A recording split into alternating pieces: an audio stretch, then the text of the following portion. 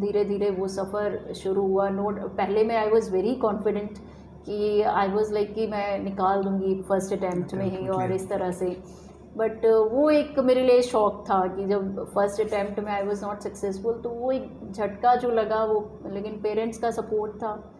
आपने कहा कि पहली बार आपको असफलता मिली, उसके बाद आपने फिर से मेहनत शुरू की, लेकिन कई बार देखने में आता है जो एस्पिरेंट्स होते हैं 2-3 बार बाद सफल नहीं हो पाते तो वो कहीं ना कहीं डिप्रेस्ड हो जाते हैं, डिप्रेशन का शिकार वो हो जाते हैं। नहीं, ये मैं सभी एस्पिरेंट्स को कहना चाहूँगी, देखो ये exam take it as a journey. देखे तो भाई टॉर्टोइस तो इस हिसाब से तो पहले दिन से ही, मतलब पहले मिनट में ही हार जाना चाहिए था उसे तो, लेकिन स्टिल ही ट्राइड कि मैं रैबिट से रेस कर रहा हूँ और वो लगातार अपने पथ पे अग्रसर रहा और फाइनली इवन, तो आपको उसी सोच के साथ में आगे बढ़ना। हम कई बार ऐसा भी देखने में आता है पुलिस महकमा कहीं ना कहीं जनप्रतिनिधियों के दबाव में भी काम करता है।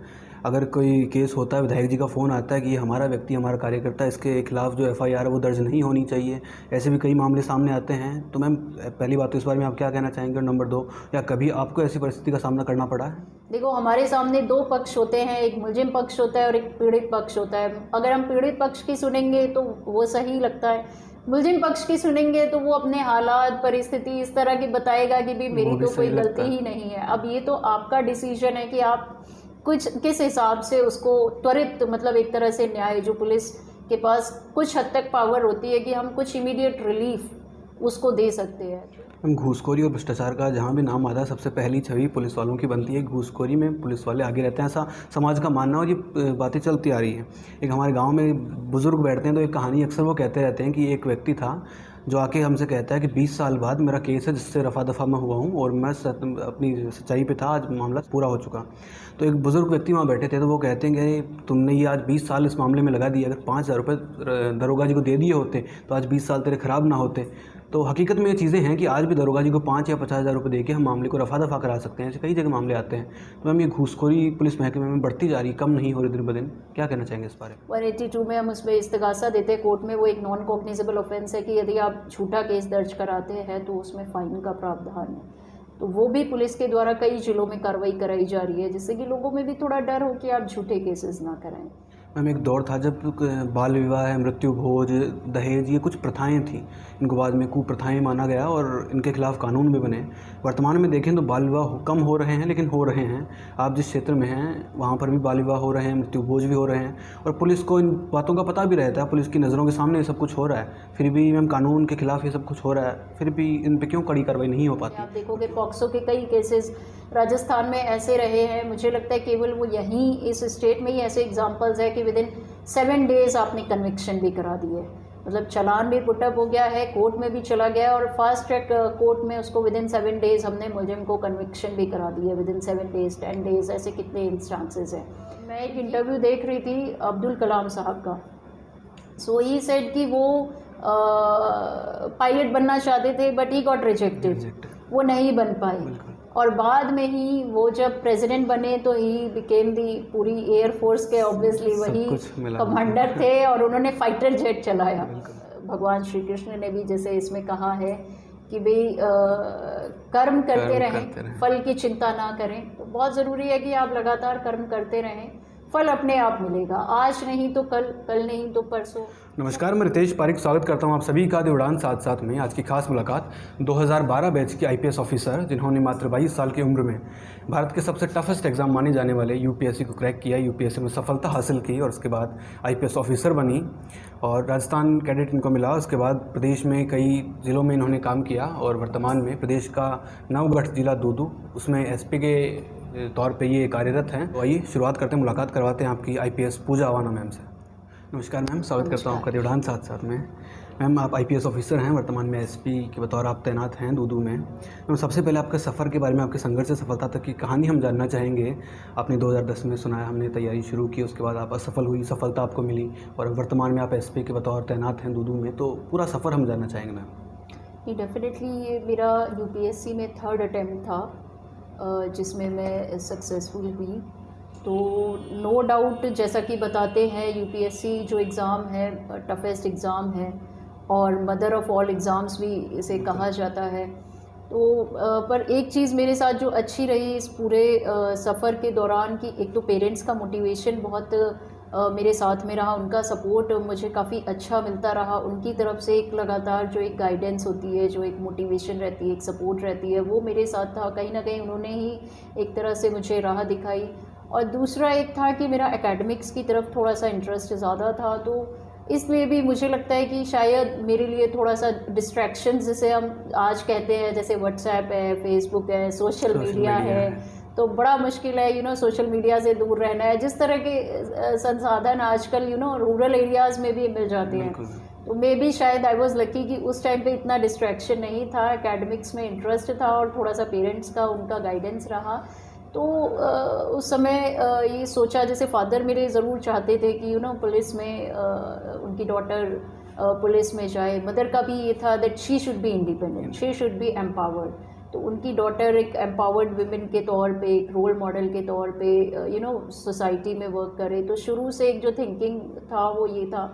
उसके बाद में स्कूलिंग जैसे फिनिश हुई, तो जब कॉलेज में जो डिसीजन मेकिंग आता है, जैसे आई वाज कॉमर्स स्टूडेंट, तो वो थोड़ा सा रुझान मेरा इकोनॉमिक्स और मैनेजमेंट और इन सब की तरफ था। तो थोड़ा सा एक कहीं ना कहीं मन में ही रहता था कि कॉर्पोरेट वाला वर्ल्ड भी वन कैन एक्सप्लोर। लेकिन पेरेंट्स का दे वर लाइक लिटिल कि नहीं, आपको ये आप कर सकते हो एंड यू शुड ट्राई, यहाँ पे आप ज़्यादा कंट्रीब्यूशन दे सकते हो सोसाइटी को, समाज को, कम्युनिटी को। तो वहाँ से एक मोटिवेशन जो मिला, उसके बाद धीरे धीरे वो सफ़र शुरू हुआ। पहले में आई वॉज़ वेरी कॉन्फिडेंट कि आई वॉज़ लाइक कि मैं निकाल दूँगी फर्स्ट अटैम्प्ट में ही और इस तरह से। बट वो एक मेरे लिए शौक था कि जब फर्स्ट अटैम्प्ट में आई वॉज़ नॉट सक्सेसफुल, तो वो एक झटका जो लगा वो, लेकिन पेरेंट्स का सपोर्ट था, तो उन्होंने काफ़ी दोबारा से भी आप मेहनत कीजिए और मोटिवेट करके फिर मुझे उस हिसाब से, तो जो कमियां थी, जो शॉर्टकमिंग्स उस समय फिर जो रह गई थी एग्ज़ाम के दौरान में, मे बी शायद जिस हिसाब से आप एनालाइज करते हो चीज़ों को, वो थोड़ा सा जो तरीका स्ट्रैटेजी बदलने की बात होती है, तो वो मैंने शुरू किया। एंड उसके बाद देन लगातार फिर मेहनत करते करते फिर यहाँ पे एंड देन आईपीएस में सिलेक्शन हुआ। सो ऑब्वियसली मतलब ये खुद में एक काफ़ी बड़ी एक अपॉर्चुनिटी है कंट्रीब्यूट करने के लिए सोसाइटी में, समाज में, एक थोड़ा सा चीज़ों को चेंज करने का जो आप सोचते हो, स्पेशली जो विमेन के प्रति आप सोचते हो काम करने का, तो वो एक डायनेमिक जो है उसकी तरफ काम करने का मुझे मौका मिला। आपने कहा कि पहली बार आपको असफलता मिली, उसके बाद आपने फिर से मेहनत शुरू की, लेकिन कई बार देखने में आता है जो एस्पिरेंट्स होते हैं 2-3 बार बाद सफल नहीं हो पाते, तो वो कहीं ना कहीं डिप्रेस्ड हो जाते हैं, डिप्रेशन का शिकार वो हो जाते हैं। नहीं, ये मैं सभी एस्पिरेंट्स को कहना चाहूँगी, देखो ये exam take it as a journey, destination तो आपको मिलेगी ही, लेकिन अगर आप जर्नी को उसी हिसाब से इंजॉय करते हुए भी लेंगे और साथ साथ आप एक कंसिस्टेंसी, जैसे मैं सभी को बताती हूँ कि टैलेंट हम सभी में है, ये एग्ज़ाम हमारे लिए बना है, तो एक मेरे अंदर भी ये सोच रहती थी भी अल्टीमेटली बना तो हमारे जैसे स्टूडेंट्स के लिए ही है, हम में से ही कोई ना कोई इसमें चुना जाएगा और सभी के पास लगभग वो सेम इंटेलिजेंस या सारी चीज़ें रहती ही है। तो ज़रूरत थोड़ा सा जो सक्सेसफुल और जो मे बी शायद उनको जो डिफ्रेंशिएट करता है सक्सेस और उसमें, तो वो रहता है कि आपकी कंसिस्टेंसी बहुत ज़रूरी है। मतलब आप लगातार अपने आप को मोटिवेटेड रखिए, लगातार आप कॉन्फिडेंट रहिए कि भी आप कर सकते हो। अगर आप में विल पावर है, साथ साथ आपको कॉन्फिडेंस है, अपनी जो टैलेंट पे जो भरोसा होता है कि नहीं मैं कर सकती हूँ। जैसे फर्स्ट अटैम्प्ट में नो डाउट मुझे लगा थोड़ा सा, but then I was confident कि भी मैं निकाल लूँगी। जो भी मेरी शॉर्टकमिंग्स है मैं वापस उसको एक बारी एनालाइज करती हूँ और उस हिसाब से आई वाज कॉन्फिडेंट कि मैं कर लूँगी इसे। तो वो एक मोटिवेटेड रहना, लगातार कंसिस्टेंट रहना, जैसे एस्पिरेंट्स का कई बार मैं देखती हुई रहता है कि इनिशियली बहुत अच्छा शुरू करते हैं, 10-10 घंटे पढ़ाई करते हैं, 12 घंटे भी दे देंगे, सारे फेस्टिवल्स भी छोड़ देंगे, भी दिवाली पे भी नहीं जाएंगे, होली पे भी नहीं जाएंगे, ये त्यौहार भी नहीं मनाएंगे, ताकि मतलब पूरा फोकस पढ़ाई पे रहे। बट उधर गया आफ्टर 6 to 8 months वो उसमें डिमोटिवेटेड होने लग जाते हैं जब वो रिजल्ट नहीं मिलता। तो एस्पिरेंट्स के लिए बहुत ज़रूरी है कि आप कंसिस्टेंसी मेंटेन कीजिए। ज़रूरी नहीं आप 10 घंटे पढ़ो, 12 घंटे पढ़ो, आप 4 से 6 घंटे भी पढ़ो, लेकिन डेली पढ़ो। ऐसा नहीं है कि लगातार 3 महीने पढ़ाई करी और फिर अगले 1 महीने आप डिमोटिवेट हो गए या कहीं बिजी हो गए और फिर वो 1 महीने छोड़ दी, तो वो रिजल्ट आपका ना के बराबर हो जाएगा। तो वो बहुत ज़रूरी है कि आप लगातार धीरे धीरे, जो एक स्लो प्रोग्रेस रहती है ना, ये जो रेस है बेसिकली जो मुझे लगता है एग्ज़ाम की, ये रैबिट वाली रेस नहीं है, इसमें आपको टॉर्टोइज बनना पड़ेगा। आप धीरे धीरे धीरे धीरे बस अपने लक्ष्य की ओर चलते रहिए, लगातार मोटिवेट, क्योंकि अगर रैबिट और टॉर्टोइज का अगर हम वो देखें, कंपेयर करके देखें, तो भाई टॉर्टोइज तो इस हिसाब से तो पहले दिन से ही, मतलब पहले मिनट में ही हार जाना चाहिए था उसे तो, लेकिन स्टिल ही ट्राइड कि मैं रैबिट से रेस कर रहा हूँ, और वो लगातार अपने पथ पे अग्रसर रहा और फाइनली वन। तो आपको उसी सोच के साथ में आगे बढ़ना चाहिए एस्पिरेंट्स को। हम कई एस्पिरेंट्स मेहनत करते हैं लेकिन नहीं हो पाता, खुदा न खास्ता उनका, तो उनके लिए क्या कहना चाहेंगे? क्या लाइफ सिर्फ और आगे भी लाइफ बहुत बड़ी ज़िंदगी है? बहुत अपॉर्चुनिटीज़ है, बहुत लाइफ है, और जो भी यूपीएससी स्पेशली देते हैं तो मैं तो उनको स्पेशली कहती हूँ भाई आप सेकेंड ऑप्शन भी रेडी रखिए। ये तो है ही कि आप मेहनत कर रहे हैं, 90% देखो आपका हार्डवर्क है, मेहनत है, कंसिस्टेंसी है, सारी चीज़ें हैं, बट एक कहीं ना कहीं एक फैक्टर होता है भी 0.5 0.25 फ्रैक्शन से आप रह गए। So this is not the end, ये कंपटीशन है, आप फर्स्ट ईयर में नहीं, सेकंड में होंगे, थर्ड में होंगे, फोर्थ में होंगे, बट क्योंकि इसके नंबर ऑफ अटैम्प्ट्स लिमिटेड है, आप 4 अटैम्प्ट्स के बाद, 5 अटैम्प्ट्स के बाद इसको नहीं दे सकते हैं, तो कहीं ना कहीं वो अपॉर्चुनिटी आपकी ख़त्म हो जाती है एक टाइम पीरियड के बाद में। तो बेटर है कि आप सेकेंड ऑप्शन हमेशा एक रेडी करके रखिए, ताकि जैसे जिस भी चीज़ में आपकी रुचि है, आप कॉर्पोरेट लाइफ ज्वाइन करना चाहते हैं या साथ साथ जॉब के साथ में तैयारी करना चाहते हैं, आई नो मेनी पीपल जिन्होंने जॉब के साथ तैयारी की, ऐसे ही जैसे बहुत सारे, जैसे मैं भी जब पढ़ाई कर रही थी, मैं एमकॉम कर रही थी साथ साथ में, तो एमकॉम करते करते ही मैंने एग्ज़ाम क्रैक किया। So I was always ready with my second option कि अगर ये तो मैं दे ही रही हूँ, बट साथ साथ I was preparing for my PhD also. तो मेरी वो भी चल रही थी साइड में पढ़ाई की, ठीक है एक वैल्यू एडिशन रहेगा, if I get into the service, तो ये तो एक PhD तो साथ साथ में वैसे भी हो जाएगी। और मान लीजिए अगर मान लो मेरे नंबर ऑफ अटेम्प्ट्स फिनिश हो जाते हैं एंड सपोज़ मैं नहीं मान लो उसे कर पाती हूँ, तो एक बैक ऑफ द माइंड ये रहता था कि मेरी PhD की डिग्री कंप्लीट हो जाएगी and I will be some professor या सम रिसर्चर, या इस तरह से आई कैन वर्क। तो ये बहुत ज़रूरी है कि आप अपना सेकेंड ऑप्शन, जो एक बैकअप प्लान जैसे कहते हैं, वो तैयार रखें हमेशा। मैम आप IPS ऑफिसर हैं, अभी हम देखा आपके पास खूब लोग आते हैं, पीड़ित शोषित वंचित लोग आते हैं आपसे मिलने, उनकी सुनवाई आप करते भी हैं, लेकिन एक आम जन में हम देखते हैं तो कहीं ना कहीं आज भी वर्दी का खौफ लोगों में है। ग्रामीण अंचल में देखें या शहरी अंचल में कई बार ये देखने में मिलता है कि जो थानेदार साहब होते हैं उनको आज भी पता नहीं क्या माना जाता है कि ये हमारे घर के सामने आ गए तो पता नहीं क्या हो जाएगा। आज भी इस वर्दी का खौफ लोगों में, इसके पीछे क्या बड़ी वजह मानते हैं आप? डेफिनेटली देखो, जो हमारे जो ये कानून है बहुत लंबे समय से जैसे चलता आ रहा है, IPC CRPC, अभी रिसेंटली रिफॉर्म्स भी जैसे होम मिनिस्टर साहब ने इसमें किए हैं, बिकॉज वो जो हमारी CRPC IPC ये जो सारी चीज़ें हैं वो कहीं ना कहीं उसका एक ब्रिटिश ओरिजिन है, और उस टाइम पे जो पुलिस का जो रोल था वो काफ़ी डिफरेंट हुआ करता था। और आज की जो परिस्थिति है, जो हम 21st सेंचुरी जिसे बोलते हैं, आज की परिस्थिति में क्योंकि लोग भी काफ़ी अब एजुकेटेड है, लिटरेट है कंपेयर टू हम उस ज़माने के समय में, तो बहुत ज़रूरी है कि साथ साथ में जो पुलिस का बिहेवियर है, पुलिस की जो लॉज है, इम्प्लीमेंटेशन की जो स्ट्रेटजी है, तो उसमें भी बदलाव बहुत ज़रूरी है।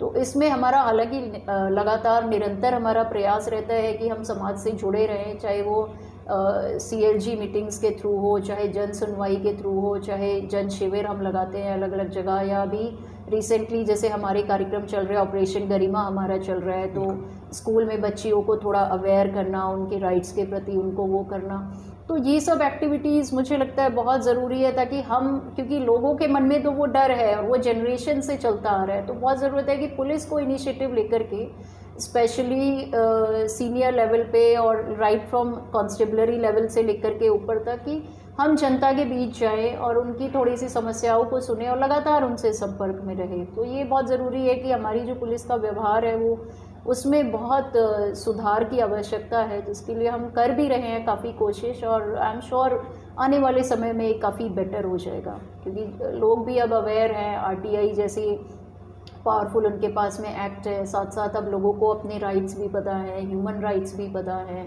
कई सारी एजेंसीज़ हैं जो इनमें लगातार प्रयासरत रहती हैं, इस तरह के लॉज के वायलेशंस ना हो, जैसे NHRC है, इसके अलावा कमीशंस बने हुए हैं, तो ये सब बहुत ज़रूरी है एक अकाउंटेबिलिटी और चेक्स एंड बैलेंसेस के लिए। बाकी पुलिस रिफॉर्म्स तो आप जैसे जानते ही हैं कि लगातार इसमें प्रयास भी होता रहता है, और आने वाले समय में मुझे लगता है कि काफ़ी अच्छा और काफ़ी हद तक इसमें सुधार होगा। आपने बिहेवियर की बात की तो ऐसा देखने मिलता है पुलिस विभाग से ऐसा अपेक्षित किया जाता है कि वो शालीन व्यवहार से जनता के बीच जाएं, जनता से बातचीत करें, लेकिन आज भी जो गरीब वंचित लोग हैं उनसे कांस्टेबल को भी हम देखते हैं तो वो भी बड़े मतलब एक रुतबे में होकर बात करता है, तो वो कहीं ना कहीं वो डरता है उनसे। तो क्या मतलब एक बिहेवियर पे कुछ अलग से आप बड़े पैमाने देखो, पे हमारी कोशिश तो काफ़ी रहती है, ट्रेनिंग भी रहती है। अब आप देखिए, जैसे हमारी जो कांस्टेबलरी है, आप मुझे ही लगा लीजिए, मैं भी एक विलेज से आती हूँ। अल्टीमेटली है तो हम सभी कॉमन मैन, बिल्कुल वो ठीक है। अब हमारी जॉब है, कोई टीचर बनता है, कोई डॉक्टर बनता है, कोई पुलिस बनता है, या अल्टीमेटली हम सभी कहीं ना कहीं उस रूरल बैकग्राउंड से या उस आम जन के उससे चुन करके ही आते हैं या बनते हैं। जैसे भी है, कोई एग्ज़ाम दे के बनता है और कोई जनप्रतिनिधि के तौर पे बनता है। अब ये सर्विस में आकर के जो धीरे धीरे कहीं ना कहीं मुझे लगता है कि थोड़ा सा एक मे बी मैं लगभग सबके लिए तो नहीं कहूँगी, लेकिन मान लो वो 10-20% या जो भी वो लॉट है, अगर उसकी वजह से जो बिहेवियरल इश्यूज होते हैं तो पूरा डिपार्टमेंट कहीं ना कहीं उसकी वजह से थोड़ा सा ही रहता है कि सभी के ऊपर एक वो जनरल सा रूल लागू हो जाता है। तो उसमें हम लगातार प्रयास भी करते हैं, भाई ट्रेनिंग है। जैसे यहाँ पे हमने महिला डेस्क की भी राजस्थान में प्रावधान है, महिला डेस्क भी लगाए हुए हैं, साथ साथ स्वागत कक्ष भी बनाए हुए हैं, जिसमें कि स्वागत कक्ष में एक पूरा प्रावधान है कि भी अच्छे से एक प्रॉपर एम्बियंस में परिवादी को आप सुनेंगे, जहाँ उसको एक अच्छा लगे, जिस कूल एनवायरनमेंट में वो अपनी पूरी बात को रख सके। लगातार उसमें अधिकारी भी हम लगाते हैं, फिर भी लेकिन थोड़ी गुंजाइश तो रहती है सुधार की और सारी चीज़ों की। और उसमें भी हमारा यही रहता है कि जो भी शिकायतें आते हैं हम उस पर त्वरित कार्रवाई करें। अगर किसी पुलिसकर्मी के खिलाफ भी आता है तो उस पर भी हम त्वरित कार्रवाई करते हैं और उसको सुधारने की कोशिश करते हैं। वर्तमान में प्रदेश की कानून व्यवस्था के बारे में ऐसा कहा जा रहा है कि प्रदेश की कानून व्यवस्था चरमराई हुई है पूरी तरह से, और जो कानून के रखवाले हैं वो भी कई बार इन अपराधों में लिप्त पाए जाते हैं। इस बारे में क्या कहना चाहेंगे आप? नहीं, देखिए, अनफॉर्चुनेटली कभी कभी हमारे सामने इस तरह के केसेस आ जाते हैं। हालांकि मैं इसे जनरलाइज नहीं करूँगी, वही मैं कहना चाहती हूँ, जैसे 100 में से अगर 2 के खिलाफ भी आई तो अल्टीमेटली देखो, खाकी तो सबका रंग सेम है, वो चाहे ऊपर हो या नीचे हो, मतलब कांस्टेबलरी लेवल पे हो या इंस्पेक्टर रैंक पे हो या आईपीएस रैंक पे हो, जो भी है, अल्टीमेटली जवाबदेही तो सभी की बनती है। तो उसमें लगातार जैसे हमारी भी कोशिश रहती है कि भी हम right from top to bottom अच्छा काम करें। इसमें कई सारे इनिशिएटिव्स भी लिए गए हैं। जैसे अभी रिसेंटली आप देखेंगे कि लगातार पुलिस के द्वारा गांवों में जाकर के और इस तरह से, तो जो अपराधी हैं, स्पेशली जो हैबिचुअल ऑफेंडर्स हैं, उन पर भी कार्रवाई करी जा रही है, जो एक क्राइम प्रिवेंशन और जो क्राइम को कंट्रोल करने वाली बात होती है। और साथ साथ में एक ये भी प्रयास किया जाता है कि हम जनता से जुड़े रहे। जैसे CLG मीटिंग है, सुरक्षा सखी है, पुलिस मित्र के जरिए हमने काफ़ी पुलिस मित्र बनाए हैं। ये स्वागत कक्ष हमने लगभग सभी जिलों में, सभी थानों में हमने लगवाए हैं। तो ये भी एक प्रयास दोनों ही तरफ से जारी है, क्योंकि अब सोसाइटी चेंज हो रही है। पहले जिस ग्रेविटी के क्राइम सामने आते थे उससे कहीं ज़्यादा पॉपुलेशन भी अब क्योंकि बढ़ी है, क्राइम भी उसी हिसाब से पॉपुलेशन के हिसाब से भी बढ़ता है। और जैसे जैसे अर्बनाइजेशन, शहरीकरण, आज आप देखिए कि नई नई चीज़ें, नई नई टेक्नोलॉजी आ रही है। पहले IT एक्ट का हम नाम भी नहीं सुनते थे, और आज की डेट में साइबर क्राइम हमारे लिए बहुत बड़ा चैलेंज बन गया है। IT एक्ट एक नई उसके साथ में चैलेंजेस के साथ में आ रहा है कि डेली एक नई टेक्नोलॉजी हमारे सामने आ जाती है। तो वैसे ही जैसे ये डार्क वेब है, कई सारी चीज़ें हैं, तो बहुत ज़रूरत है कि पुलिस भी उसमें धीरे धीरे ट्रांसफॉर्म होने की कोशिश कर रही है। और जो समाज की रिक्वायरमेंट है, तो ये हमारा कोशिश रहती है कि हम भी जनता के साथ जाकर के मिलकर के साथ में काम करें। और यदि ऐसी कोई भी फिर भी शिकायत और सारी चीज़ें रहती है तो उस पर पुलिस का भी रहता है कि तुरंत हम कार्रवाई करें उस पर। मैम, कई बार ऐसा भी देखने में आता है पुलिस महकमा कहीं ना कहीं जनप्रतिनिधियों के दबाव में भी काम करता है। अगर कोई केस होता है, विधायक जी का फ़ोन आता है कि ये हमारा व्यक्ति, हमारा कार्यकर्ता, इसके खिलाफ जो FIR है वो दर्ज नहीं होनी चाहिए, ऐसे भी कई मामले सामने आते हैं। तो मैम, पहली बात तो इस बारे में आप क्या कहना चाहेंगे, और नंबर 2, या कभी आपको ऐसी परिस्थिति का सामना करना पड़ा है? नहीं, मैं अपने आप को लकी समझती हूँ कि मुझे ऐसी कोई परिस्थिति मेरे सामने नहीं आई है। और क्योंकि मेरे सामने नहीं आई है, मुझे कभी कोई ऐसा दबाव महसूस नहीं हुआ है, तो इसलिए मैं इस पर टिप्पणी भी नहीं कर पाऊँगी कि भाई बाकियों के साथ में ऐसा कुछ है कि नहीं है। क्योंकि मैं अपने एक्सपीरियंस से बता दूँ कि अगर आप सही हो और आप सही करना चाहते हो तो ऐसी कोई आपके सामने विडंबना या ऐसी कोई बुरी परिस्थिति नहीं होती, आपको सही करने से कोई नहीं रोक सकता। ये मुझे लगता है कि आपका डिसीजन है देखो, हमारे सामने दो पक्ष होते हैं, एक मुलजिम पक्ष होता है और एक पीड़ित पक्ष होता है। अगर हम पीड़ित पक्ष की सुनेंगे तो वो सही लगता है, मुलजिम पक्ष की सुनेंगे तो वो अपने हालात परिस्थिति इस तरह की बताएगा कि भाई मेरी तो कोई गलती ही नहीं है। अब ये तो आपका डिसीजन है कि आप किस हिसाब से उसको त्वरित, मतलब एक तरह से न्याय, जो पुलिस के पास कुछ हद तक पावर होती है कि हम कुछ इमीडिएट रिलीफ उसको दे सकते हैं, तो ये इसके लिए आपको कोई नहीं रोक सकता। अगर आपका सही करने की आपने मन में ठान रखी है और आप सही इंटेंशन से सही करना चाहते हो, तो उसके ऊपर कोई दबाव, कोई प्रेशर, कोई भी इस तरह की परिस्थिति आपको पीछे नहीं हटने के लिए कहती है। तो मेरे एक्सपीरियंस से अगर मैं बताऊं कि भी मुझे कोई पॉलिटिकल प्रेशर होता हो तो नहीं, और आपको सही करने से कोई रोक रहा हो या आप रुक रहे हो तो ऐसा भी नहीं। आप तुरंत जो आपके मन में आप कर सकते हो अपने हिसाब से राइटफुल डिसीजन लेकर के। वर्तमान में प्रदेश या पूरे देश में हम देखें तो क्राइम रेट दिन ब दिन बढ़ती जा रही है, अपराधियों को सज़ा भी हो रही है मैम, लेकिन सज़ा, एकमात्र सज़ा देना कहीं ना कहीं क्राइम रेट को आज भी कम नहीं कर पा रही है। तो कहीं ना कहीं मैम लोगों की मानसिकता में बदलाव की ज़रूरत है, उनको अवेयर करने की ज़रूरत है। तो इसके लिए क्या कुछ पुलिस महकमा काम करने का इरादा रखता है? या डेफिनेटली, जैसा कि मैंने पहले भी बताया कि जैसे जैसे देखो नई चीज़ें आती है, जैसे साइबर क्राइम एक नया चैलेंज है, आईटी आज हमारे सामने एक नया चैलेंज है, साथ साथ में जिस तरह से ग्लोबलाइजेशन की हम बात करते हैं, माइग्रेंट्स यहाँ रह रहे हैं, आज स्टूडेंट्स, फॉरेन के स्टूडेंट्स बहुत सारे यहाँ रह रहे हैं, हमारा कनेक्शन कहीं बाहर बहुत ज़्यादा है, डार्क वेब जैसी चीज़ें हैं कि आप यहाँ बैठे इंडिया के या वर्ल्ड के किसी भी कोने में आप किसी से भी संपर्क कर सकते हैं। तो जब ऐसी चीज़ें हैं तो कुछ चीज़ें अच्छी होंगी, उसके प्रोज एंड कॉन्स रहते हैं, और कुछ ऑब्वियसली कि क्राइम और इस तरह की चीज़ें भी होंगी। तो जैसे जैसे समाज का परिवेश बदल रहा है, समाज की जो ये सारी जैसे कल्चर जिस तरह से चेंज हो रहा है, कॉस्मोपॉलिटन आ रहा है, तो कई सारे चैलेंजेस इनसे जुड़ जाते हैं, कई सारी चीज़ें इस प्रकार के सामने आती है। तो क्राइम की डाइवर्सिटी भी बहुत बढ़ी है और क्राइम भी काफ़ी हद तक इन सब की वजह से बढ़ता है, जैसे जैसे हमारी पॉपुलेशन बढ़ती है, जैसे जैसे हमारा डेवलपमेंट और सारी चीज़ें सामने आती है, अर्बनाइजेशन और ये सब है। तो ऐसे में बहुत ज़रूरी है कि, और हम भी ये जिम्मेदारी लेते हैं कि पुलिस का बदलाव भी बहुत ज़रूरी है। जैसे समाज में बदलाव हो रहे हैं, वैसे ही पुलिस को भी बहुत ज़रूरी है कि इन सब के प्रति थोड़ा सेंसिटिव होकर के हम देखें, इन सबको हम त्वरित इमीडिएट रिलीफ जहां हम पॉसिबली दे सकते हैं, इमीडिएट इन्वेस्टिगेशन। और उसमें राजस्थान पुलिस ने काफ़ी अच्छा काम किया भी है। जैसे हमारे यहाँ पे जैसे 60 डेज़ में आपको पर्टिकुलर केस में चालान पेश करना ही करना है, या मतलब उसको इन्वेस्टिगेशन करके करना ही करना है। तो ये जो एक रेगुलर मॉनिटरिंग रहती है, साथ साथ जो हमारा रहता है कि जन शिविर हम लगाते हैं, उसके अलावा जो CLG की हम मीटिंग्स लेते हैं, इसके अलावा पुलिस मित्र बनाए गए हैं, इसके अलावा जो स्वागत कक्ष हमारे यहाँ सभी थानों में इस्टेब्लिश किए गए हैं। तो ये सब एक बदलाव उन्हीं सब के चलते हैं कि जो चीज़ें अब जो रिक्वायरमेंट है हमें उनके हिसाब से चलना है। एंड आई एम श्योर जिस तरह की एफर्ट्स हम सभी इसमें डाल रहे हैं, तो आने वाले फ्यूचर में लगभग अगले 5 सालों में या अगले 10 सालों में मुझे लगता है कि हम इन सब चैलेंजेस को कोप अप करने के लिए काफ़ी हद तक रेडी होंगे, और बहुत अच्छा मतलब मुझे लगता है कि इसमें सुधार पॉसिबल है। मैम, एक दौर था जब बाल विवाह, मृत्यु भोज, दहेज, ये कुछ प्रथाएं थी, इनको बाद में कुप्रथाएं माना गया और इनके खिलाफ कानून भी बने। वर्तमान में देखें तो बाल विवाह कम हो रहे हैं, लेकिन हो रहे हैं।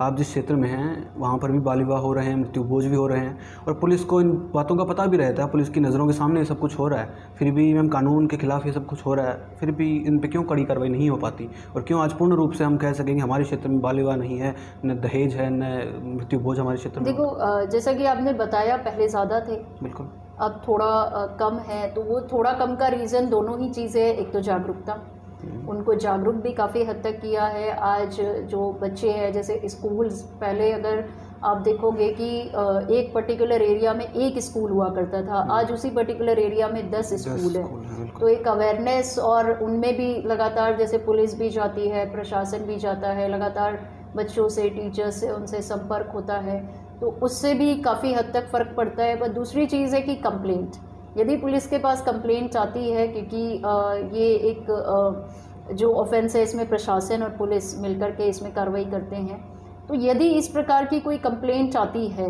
तो नो डाउट उसमें पुलिस डेफिनेटली, मतलब ऐसा मुझे नहीं लगता कि कहीं इस प्रकार का कोई इंस्टांस रहता होगा कि आपने पुलिस को कोई कंप्लेंट दी या थानेदार को पता है, उसके बावजूद उसने कोई कार्रवाई नहीं करी। ये तो एक कंपलसरी एक्शन है, अगर नहीं करते हैं तो हमारे पास में फिर वो डिपार्टमेंटल एक्शन और इस तरह की चीज़ें रहती हैं, जिसके प्रति हम भी थोड़ा सा मॉनिटर करते हैं, सतर्क रहते हैं, जैसे अक्षय तृतीया वाले दिन और इस तरह से। तो हमारी भी पूरी कोशिश रहती है कि इसका जो इम्प्लीमेंटेशन है इस एक्ट का, इस रूल का 100% हो। और इसका गिरावट मुझे लगता है कि दोनों ही वजह है कि आज मृत्यु बोझ बहुत हद तक कम हो गया है, क्योंकि जागरूकता भी है और साथ साथ पुलिस के अगर कंप्लेंट हो जाती है तो लोगों में उसका डर भी है। वैसे ही बाल विवाह है तो कंप्लेंट भी होती है और साथ साथ आपका ये जागरूकता वाला कार्यक्रम भी है। तो मुझे लगता है क्राइम के लिए बहुत ज़रूरी है हम एक ही चीज़ पे फोकस ना करें कि भी खाली उसको रजिस्टर करना और जेल भेज देना यहीं तक सीमित है। बहुत ज़रूरी है कि हम समाज की भी जो सोच है उसको बदलें और उसके लिए भी पुलिस और प्रशासन मिलकर के साथ काम करें।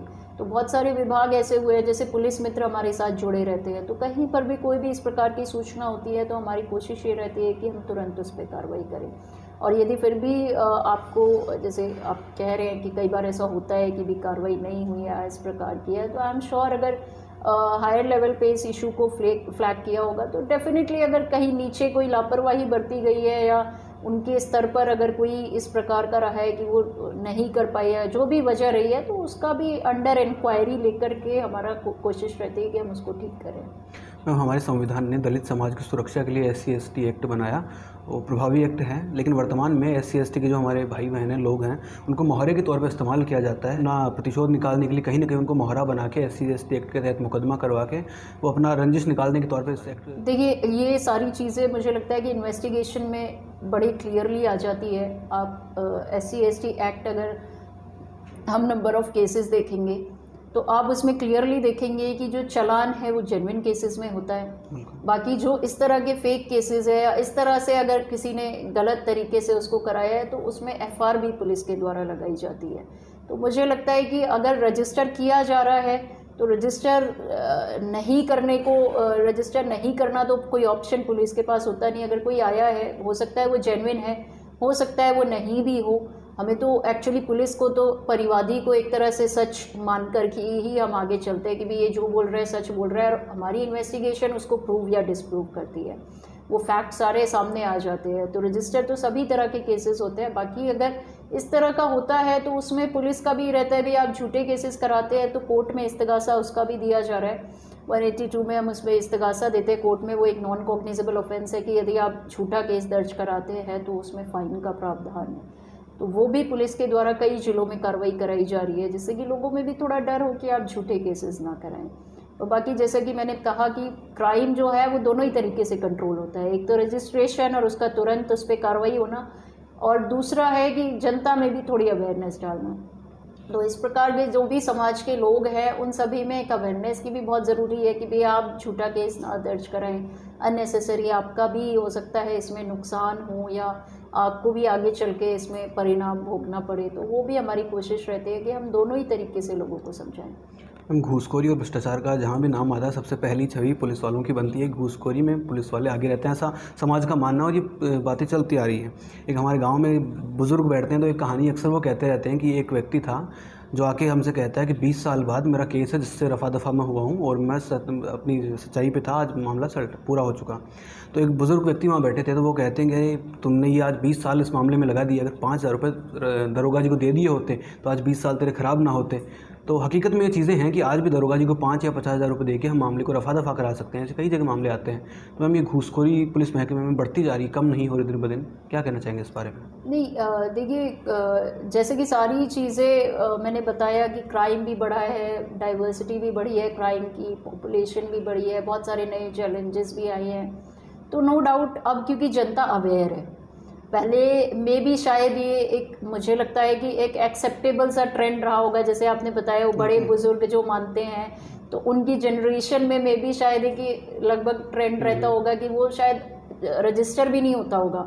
उनको ये लगता होगा भी ये तो एक आम, मतलब ये है चीज़ है, इस तरीके से चीज़ें जल्दी से सॉर्ट आउट हो जाएगी। लेकिन अब आप देखिए कि रजिस्ट्रेशन कितना हाई है, ACB के केसेस कितने ज़्यादा दर्ज हुए हैं, उसमें लगातार अगर कोई भी कंप्लेंट देता है तो पुलिस, अगर पुलिस महकमे का ही कोई पर्सन है तो उसके खिलाफ भी कार्रवाई करने में नहीं कतराती है। ऐसा नहीं है जैसे हमारी जो ACB है उसमें आप देखेंगे कि सभी जो पोस्टेड ऑफिसर्स हैं दे आर पुलिस ऑफिसर्स, और उसमें भी आप देखिए कि पुलिस ऑफिसर्स बिल्कुल नहीं कतराते कि भी हमारे विभाग का कोई पर्सन है या हमारा ही कोई पर्सन है तो हम इसके खिलाफ कार्रवाई नहीं करेंगे।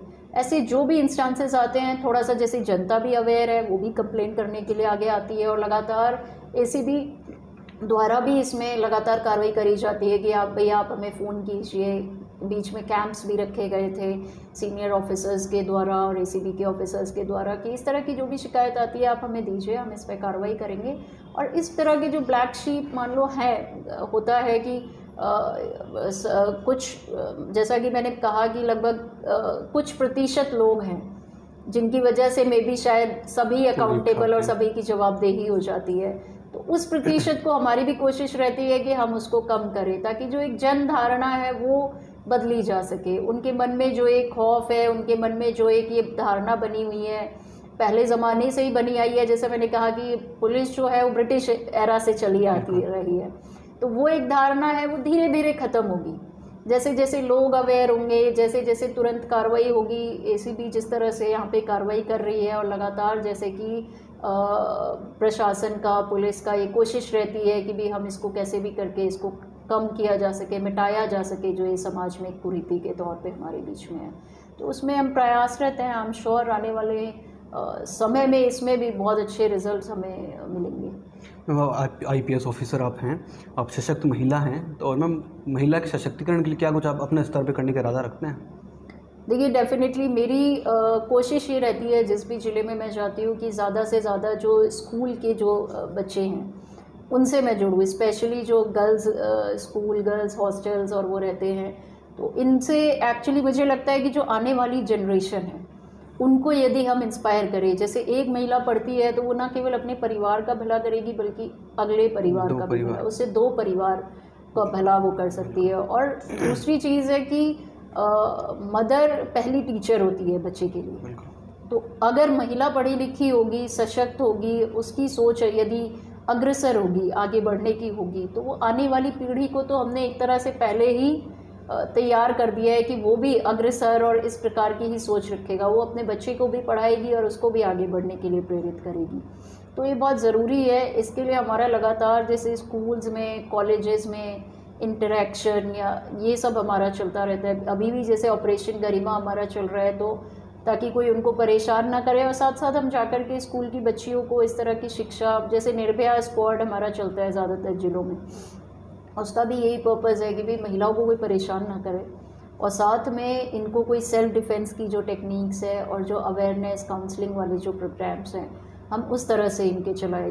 तो ये बहुत ज़रूरी है, और मुझे लगता है कि हम इस एज में अगर उनको सिखाते हैं आफ्टर 10-12 ईयर्स तो बहुत अच्छे उसके रिजल्ट्स आते हैं, क्योंकि कहीं ना कहीं ये एक ऐसी एज होती है कि चीज़ें आपके जहन में बैठ जाती हैं। बिल्कुल सही है। और इसमें बहुत ही पॉजिटिव रोल है प्रशासन और पुलिस का कि उनके पास उस समय जाकर के उनको थोड़ा सा गाइड कर दें, उस समय जाकर के उनको थोड़ा सा प्रेरित हम कर दें, तो उनके लिए आने वाली एक उसके लिए एक अच्छा सबक उनको मिल जाता है भी क्या हमारा लाइफ का मिशन रहना चाहिए, क्या हमें गोल्स अचीव करने हैं और किस प्रकार से हम अपना और अपने परिवार का भला कर सकते हैं।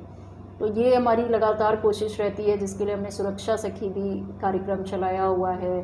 साथ साथ हमारा ये जो स्कूल्स में जाकर के जो कार्यक्रम रहता है ये हमारा रहता है लगातार, तो इसके लिए हम सभी प्रयास रहते हैं। आपने सुरक्षा सखी की बात की, निर्भया स्क्वाड की बात की, लेकिन इन सब प्रयासों के बावजूद भी आज महिलाओं के प्रति अपराध दिन ब दिन बढ़ते जा रहे हैं। जो बच्चे होते हैं अपने स्कूल्स में वो सेफ़ नहीं हैं, घर में सेफ़ नहीं हैं, मोहल्ले में सेफ़ नहीं, अपनी सोसाइटी में सेफ़ नहीं है। कहाँ मैम परिवर्तन, कहाँ से जैसे मैंने कहा दोनों ही जगह परिवर्तन की ज़रूरत है। थोड़ा तो जैसे पुलिस की तरफ से हमारे पास तो जो भी कंप्लेंट आती है हम कोशिश करते हैं कि उसका जैसे विद इन 60 डेज़ हम उसका निस्तारण भी करें, टाइम बाउंड निस्तारण करते हैं, कन्विक्शन तक भी लेकर के जाते हैं। आप देखोगे पॉक्सो के कई केसेस राजस्थान में ऐसे रहे हैं, मुझे लगता है केवल वो यहीं इस स्टेट में ही ऐसे एग्जांपल्स है कि विद इन 7 डेज़ आपने कन्विक्शन भी करा दी है, मतलब चालान भी पुटअप हो गया है, कोर्ट में भी चला गया और फास्ट ट्रैक कोर्ट में उसको विद इन 7 डेज़ हमने मुलजिम को कन्विक्शन भी करा दी है, विद इन 7 डेज़ 10 डेज़, ऐसे कितने इंस्टांसेस हैं। तो ये तो पुलिस का एक पहलू है ही कि हम तुरंत उस पर कार्रवाई करें। लेकिन जो सबसे बड़ा एक चैलेंज होता है हमारे सामने कि कई बार कंप्लेनेंट हमारे पास में नहीं आती है। कई बार उसके जो भी XYZ रीजंस हो, देखो थोड़ा समाज को भी बदलने की ज़रूरत होती है कि उनको ये लगता है कि उनकी बदनामी हो जाएगी समाज में, या वो जिनके खिलाफ कराना चाह रही है भाई उनके खिलाफ कोई कार्रवाई होगी कि नहीं होगी, और हुई तो ठीक है, नहीं हुई तो कहीं ना कहीं महिला को काफ़ी हद तक परेशानी, और कल शादी भी करनी होती है या जो भी है, समाज का एक अपना सिस्टम बना हुआ है जिस तरह से, तो उसको उन सब को लेकर के एक झिझक और एक हिचकिचाहट ज़रूर रहती है। तो ये भी बहुत ज़रूरी है। जैसा मैंने कहा कि हम जो ये कार्यक्रम चलाते हैं इसमें इसीलिए हमने आम जनता को जोड़ा हुआ है। आम इस तरह की मोहल्लों की जो महिलाएं हैं, इस तरह की जो गांवों में, स्कूलों में टीचर्स जो हैं, उनसे लगातार इस तरह को से हम जोड़ते हैं। सुरक्षा सखी का बेसिकली पर्पज़ क्या है कि इस तरह की जो महिलाएं हैं, ताकि आसपास उनके कोई क्राइम हो तो हम उन्हें मोटिवेट करते हैं, भाई आपकी आइडेंटिटी भी छुपाई जाएगी और आपको इस तरह से किसी के सामने जवाबदेही आपकी नहीं होगी। बस ये है कि हमें क्राइम यदि हुआ है तो उसका पता चल जाए। तो दोनों ही चीज़ें बहुत ज़रूरी है। एक तो हम तुरंत उस पर एक्शन भी लें, तुरंत हमारे संज्ञान में भी आए, और दूसरा थोड़ा सा समाज में भी जैसे बदलाव की ज़रूरत है, उस सोच की ज़रूरत है जो बदलते समाज के हिसाब से बहुत ज़रूरी है कि हम महिलाओं को रिस्पेक्ट करें। तो वो भी बहुत ज़रूरी है, तो उसके प्रति भी हम लगातार कार्यरत रहते हैं। 22 साल की उम्र में आप IPS ऑफिसर बने, और वर्तमान में देखा जाता है कि 22 साल की उम्र में युवा कहीं ना कहीं एक भीड़ का हिस्सा बनता जा रहा है। राजनीतिक पार्टियां हैं, उनके लिए अपना जोश जाया करते हैं और अपना जो कीमती समय होता है वो जाया होता है। तो उन युवाओं के लिए क्या संदेश आप देना चाहेंगे? देखो, युवाओं के लिए मेरा यही संदेश है कि आप सोच समझ कर अपना गोल चूज़ कीजिए। आप एक मिशन की तरह लाइफ में जो भी आपका ऑब्जेक्टिव है, जो भी आपका गोल है, भले ही वो राजनीति ही क्यों ना हो, मैं उसको गलत नहीं मानती, वो भी एक ज़रूरी है समाज के बदलाव के लिए और सारी चीज़ों के लिए, पर दोनों ही चीज़ें ज़रूरी है। देखिए, एक तो आपका जिस चीज़ में आपके परिवार की और आपकी भलाई हो वो भी बहुत ज़रूरी है, और साथ साथ वो कोई ऐसा काम हो जिसमें वाकई में आप कुछ कंट्रीब्यूशन कर रहे हैं समाज के प्रति। खाली ऐसा नहीं कि आप 10 लोग एक ही काम में जुटे हुए हैं तो प्रोडक्टिविटी मान लो 2 ही के बराबर है, कि 2 लोग भी करते तो शायद यही रिजल्ट होता, और अब 10 लोग भी कर रहे हैं तो यही रिजल्ट है। तो बहुत ज़रूरी है आप सोच समझ के अपनी आइडेंटिटी बनाना, जिसे कहते हैं कि भाई आपका लाइफ का ये गोल है, तो आप उसमें एक अपनी अलग आइडेंटिटी बनाएं, उसमें आप लगातार प्रयासरत रहे, तो वो बहुत ज़रूरी है। और मुझे लगता है कि जो एक 14-15 ईयर्स ऑफ एज, 13 to 16 हम कह सकते हैं, उस तरह वहीं पर अगर हम इनको कैप्चर करें, स्टूडेंट्स को हम कोशिश करें कि यहीं पर हम उनको सही गाइडेंस दें कि आपको लाइफ में क्या चाहिए, आप उसके प्रति किस तरह से काम कर सकते हैं, उसके लिए क्या क्या ऑप्शंस होते हैं। जैसे मान लीजिए मेरी डेस्टिनेशन है कि मुझे पर्टिकुलर एक उसमें काम करना है, तो मेरे पास उस रास्ते, उस जगह तक पहुंचने के XYZ कई ऑप्शंस हो सकते हैं। मतलब ज़रूरी नहीं है कि केवल मैं पुलिस ऑफिसर हूँ तो ही मैं भला कर पाऊँगी, या केवल मैं डॉक्टर हूँ तो ही मैं भला कर पाऊँगी। उसके बहुत सारे तरीके हैं। डॉक्टर में भी जैसे आप देखोगे वैरायटी है, आयुर्वेदिक डॉक्टर भी है, एलोपैथी डॉक्टर भी है, होम्योपैथी डॉक्टर भी है। तो आप अपने एप्टीट्यूड के हिसाब से चीज़ें चूज़ करें। ऐसा ना हो कि आप बस उस भीड़ में लगे हुए हैं कि भाई एलोपैथी डॉक्टर ही बेस्ट है तो मैं तो बस वही बनूंगा, और अल्टीमेटली आपका रिजल्ट उसमें ना हो पाए। तो बहुत ज़रूरी है कि आप अपने आप को भी आकलन कर करके आगे बढ़ें और उसमें सही दिशा में आप उसमें काम करें। मैम, आपने देश का सबसे टफेस्ट एग्ज़ाम दिया, उसमें आप सबसे पहले असफल हुई, फिर सफलता आपको मिली, तो और साथ में आपने कहा कि ऑप्शन बी भी आपने तैयार रखा था। अभी वर्तमान में हम कोटा की हम बात करें तो नीट की तैयारी करने जो स्टूडेंट्स जाते हैं, सफलता नहीं मिल पाती तो वो सुसाइड अटैम्प्ट करते हैं, इससे खूब सारे मामले सामने आते हैं। वर्तमान में मुख्यमंत्री जी ने भी संज्ञान लिया इस बात में, तो वो अपने आप को मोटिवेटेड नहीं रख पाते, उनके लिए क्या कुछ कहना चाहिए? नहीं, देखो, इसमें बहुत ज़रूरी है कि पेरेंट्स और टीचर्स की गाइडेंस और काउंसलिंग बहुत ज़रूरी हो। जैसे कि मैंने कहा कि initially when I got unsuccessful, तो मेरे पेरेंट्स का बहुत बड़ा मोटिवेशन था, दे सपोर्टेड मी कि आप कर सकते हो, आप नेक्स्ट अटेम्प्ट में अच्छा कर लोगे या इस तरह से। तो ऐसे में बहुत ज़रूरी है कि ये जो स्टूडेंट्स होते हैं, मतलब एक प्रेशर, नो डाउट आज समाज में सोसाइटी हमारी इस प्रकार की है कि नंबर ऑफ़ अपॉर्चुनिटीज़ थोड़ी लिमिटेड है, और उसमें ये रहता है कि सभी को सक्सेसफुल होना है और ये कंपटीशन काफ़ी हाई लेवल का, क्योंकि कंपटीशन हो जाता है तो इसमें स्ट्रेस भी बहुत हाई हो जाती है। तो बहुत ज़रूरी है कि जो पेरेंट्स हैं, जो टीचर्स हैं, वो बच्चों को मोटिवेटेड रखें या उनके लिए एक जो बी प्लान है उसको ज़रूर तैयार रखें और उसके प्रति भी उनकी जो एक पॉजिटिव सोच है उसको बनाना। तो वो बहुत ज़रूरी है कि हम जो 13 to 16 जैसा कि मैंने बताया कि वो जो एक एज ग्रुप है, यदि हम उसी टाइम पे उनको थोड़ा सा पॉजिटिव उसकी तरफ अगर उनको वो धकेल दें तो वो बहुत ज़रूरी है। उस टाइम पे उनको इंटरवेंशन की बहुत ज़रूरत होती है। तो ये बहुत ज़रूरी है कि हम उनकी समस्याओं को सुनें, समझें, लगातार काउंसलिंग उनकी हो, लगातार यदि कोई समस्या है, परेशानी है तो प्लान बी भी एक उनके साथ में हम बना करके चलेगी। इफ़ नॉट दिस, ज़रूरी नहीं है कि सारे लोग एक पर्टिकुलर चीज़ में ही सक्सेसफुल हो पाएंगे। जैसे कि मैं एक इंटरव्यू देख रही थी अब्दुल कलाम साहब का।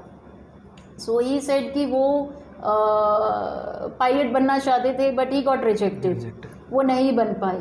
और बाद में ही वो जब प्रेसिडेंट बने तो ही बिकेम दी पूरी एयरफोर्स के ऑब्वियसली वही कमांडर थे और उन्होंने फाइटर जेट चलाया। तो कई बार एक वो भी बच्चों में समझ डालने की ज़रूरत है कि भी ज़रूरी नहीं है हर कोई 15 की एज में ही सक्सेसफुल होगा। कुछ 18 की एज में होते हैं, कुछ 20 की एज में होते हैं, कुछ 25 की एज में होते हैं। तो ये जो आपकी लाइफ है, आप बस लगातार मेहनत करते रहिए, यहाँ नहीं तो दूसरी जगह या तीसरी जगह या कोई और चीज़ आपकी डेस्टिनी में ज़रूर ऐसी लिखी है। मे बी शायद आप मेहनत गलत जगह लगा रहे हैं और आपको दूसरे ही प्रोफेशन में कहीं ज़्यादा सक्सेसफुल और आपके एप्टीट्यूड के हिसाब से मिल जाए। तो ये बहुत ज़रूरी है कि ओपन माइंडेड सोच हो बच्चों की, स्पेशली जो इस एज ग्रुप के हैं। तो उनको थोड़ा सा दूसरा एक और मैं कहना चाहूँगी कि थोड़ा फेलियर को भी ग्रेसफुली लेना वो सीखे। ऐसा नहीं है भी आज फेल हो गए तो अब ये अंत हो गया किसी भी चीज़ का, ऐसा नहीं है। बार बार यदि हम किसी चीज़ में नहीं अगर सक्सेसफुल हो पा रहे हैं, दैट मीन्स कि कोई ना कोई शॉर्टकमिंग हमारी रही होगी जिसको हम सुधार सकते हैं। It is not the end, it is just a means. तो उसमें आप लगातार कोशिश करते रहेंगे तो यहाँ नहीं तो यहाँ, यहाँ नहीं तो यहाँ, सबके लिए कोई ना कोई एक ऐसा एवेन्यू बना होता है आपके एप्टीट्यूड और टैलेंट के हिसाब से जिसमें आप सक्सेसफुल हो सकते हैं। बस आपको ज़रूरत है उसको पहचानने की। मैम, आपसे बात करके बहुत अच्छा लगा। कोई संदेश आप देना चाहें हमारे दर्शकों को? देखिए, मेरा यही संदेश है कि आप की जो लाइफ है बहुत ज़रूरी है कि आप उसमें एक पर्टिकुलर गोल के साथ चले, एक मिशन के साथ उसमें चले कि भाई आपको ये चीज़ें अचीव करनी है। उसका टाइम प्लान बना करके बहुत ज़रूरी है कि आप लगातार उसमें मेहनत कोशिश करते रहें। रिज़ल्ट अल्टीमेटली देखिए हमारे हाथ में नहीं होता है सब कुछ, कि एग्ज़ाम भी हम ही दें और रिज़ल्ट भी हम ही बना दें, ऐसा पॉसिबल नहीं है। तो आप रिज़ल्ट के बिना, जैसे कि उसमें भी लिखा हुआ है, भगवान श्री कृष्ण ने भी जैसे इसमें कहा है कि भाई कर्म करते रहें, फल की चिंता ना करें। तो बहुत ज़रूरी है कि आप लगातार कर्म करते रहें, फल अपने आप मिलेगा। आज नहीं तो कल, कल नहीं तो परसों।